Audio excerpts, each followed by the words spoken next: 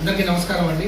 రేపు 4వ తేదీ హిందూపురంలో జరగబోయే ఒక పెద్ద సభకు చాలా మంది పబ్లిక్ రిప్రజెంటేటివ్స్ వస్తున్నారు. దానికి సంబంధించి మేము పార్కింగ్ స్థలాలు ఏర్పాటు చేయడం జరిగింది. ఎందుకంటే దాదాపు 20,000 మంది జనాలు గ్యాదర్ అయ్యే ఫంక్షన్ అది.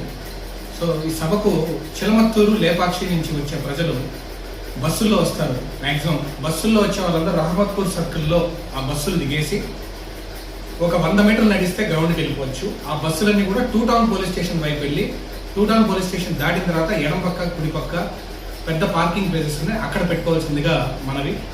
మరియు అనంతపురం నుండి గోరంట్ల వైపు నుండి వచ్చే బస్సులు ఏఆర్ హాస్పిటల్ వద్ద వారిని దించి బస్సులను క్రిస్టియన్ శ్మశాన వాటిక ఎదురుగా ఉన్న సందులోకి వెళ్ళి పాలిటెక్నిక్ కాలేజ్ ముందరున్న ఖాళీ స్థలంలో పెట్టుకోవాల్సిందిగా కోరుతున్నాము. మరియు సభకు వచ్చే 4 వీలర్స్ అన్నీ కూడా పెట్రోల్ బంక్, మన పోలీస్ పెట్రోల్ బంక్ పక్కనున్న సందులో వెళ్ళి అక్కడ దాదాపు 2-3 ఎకరాల ఖాళీ స్థలం ఉంది, అక్కడ పెట్టుకోవాల్సిందిగా.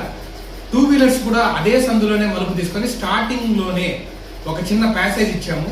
ఎంజిఎం స్కూల్ గ్రౌండ్ లోకి ఎంటర్ అయ్యి 2 వీలర్స్ పెట్టుకోవాలి. ఆ తర్వాత ట్రాఫిక్ డైవర్షన్ పాయింట్స్ గా మీరు గుర్తుపెట్టుకోవాల్సింది ఏంటంటే రామత్పుర సర్కిల్ నుంచి బిఎస్టీ సర్కిల్ దగ్గర ఉన్న ఎంట్రీ పాయింట్, అంటే బిఎస్టీ సర్కిల్ దగ్గర నుంచి రిలయన్స్ పెట్రోల్ బంక్ వైపుగా మరియు రిలయన్స్ పెట్రోల్ బంక్ నుంచి రామత్పుర వైపుగా ఈ టోటల్ ఎల్ స్ట్రెచ్ అంతా మేము దాన్ని స్టెరైల్ చేస్తున్నాము. ఓన్లీ ఫంక్షన్ కి వచ్చే వాళ్ళ బస్సులు, వెహికల్స్ మాత్రమే అక్కడ అలౌ చేయబడతాయి. మిగతా అందరూ కూడా ఈ రేపు మధ్యాహ్నం 3-3:30 ప్రాంతం నుంచి రాత్రి 10 వరకు అటువైపు రాకుండా ముందే మేము తెలియజేస్తున్నాము. మరియు బెంగళూరు వెళ్లే వాహనాలన్నీ బిఎస్టీ సర్కిల్ నుండి పరిగి బస్ స్టాండ్ మీదుగా బెంగళూరు రోడ్డు చిన్న మార్కెట్ వైపుగా వెళ్ళొచ్చు. తర్వాత ప్రజలందరూ ఒకటి గుర్తుపెట్టుకోవాల్సింది ఏంటంటే మనం 3 నుంచి మీరు ఈ ట్రాఫిక్ రెగ్యులేషన్స్ ద్వారా మీరు గుర్తుపెట్టుకోగలిగితే, అటువైపు రాకుండా మీరు జాగ్రత్తలు పడగలిగితే ఫంక్షన్కి వచ్చే వాళ్ళు మాత్రమే వెహికల్స్ అక్కడ అలౌ చేస్తారన్న విషయం మీకు గుర్తుపెట్టుకుంటే రేపు ఎటువంటి ఇబ్బంది లేకుండా ప్రోగ్రామ్ జరుగుతుంది.